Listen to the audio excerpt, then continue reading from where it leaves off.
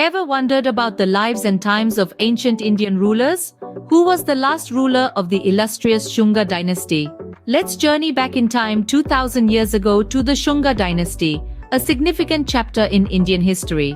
The Shunga dynasty was established by Pushyamitra Shunga, a Brahmin, who overthrew the Mauryan dynasty. This shift of power marked a return to Hinduism and a decline in Buddhism, making the Shunga dynasty a fascinating study in religious and cultural transformation. Now let's turn the pages to the final chapter of this dynasty and meet Devabhuti, the last ruler of the Shunga dynasty. Known also as Devbhumi, he ascended the throne around the year 83 BCE. His reign, however, was far from peaceful. Devabhuti, the last monarch of the Shunga dynasty, had a reign marked by intrigue and power struggles. Stay tuned as we unravel the rise and fall of Devabhuti and the legacy of the Shunga dynasty. Devabhuti ascended the throne after his father, the powerful ruler Vasumitra. His early reign was marked by youthful inexperience and an intense struggle for power.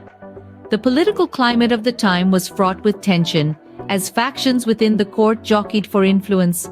Devabhuti was not alone on the throne. His mother, a formidable woman with a keen sense for politics, acted as his regent, guiding his decisions and steering the course of his rule. Her influence was palpable, shaping the young king's approach to governance and diplomacy. But her role wasn't solely advisory. She held real power, and she wasn't afraid to wield it. This dynamic created a complex interplay of power within the palace walls. The young king, despite his title, often found himself overshadowed by his mother's commanding presence and her ambitious lover.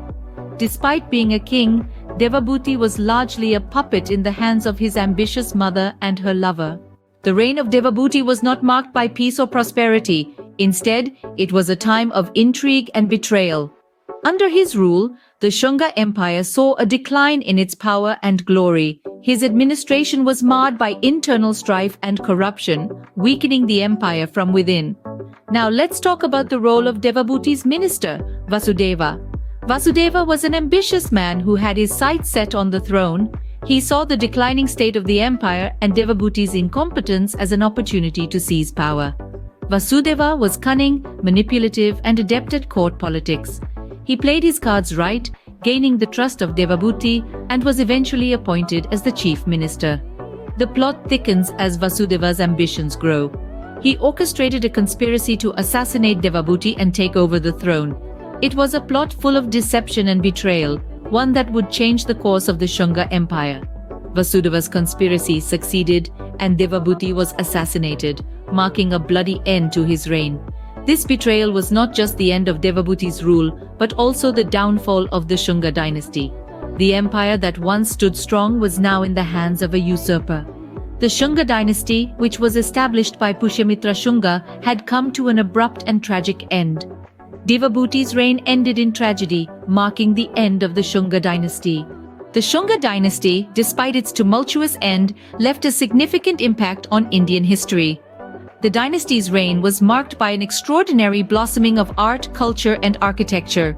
With a strong emphasis on Brahmanism, the Shungas played a significant role in re-establishing the Hindu religion, which had been eclipsed by Buddhism during the preceding Maurya period.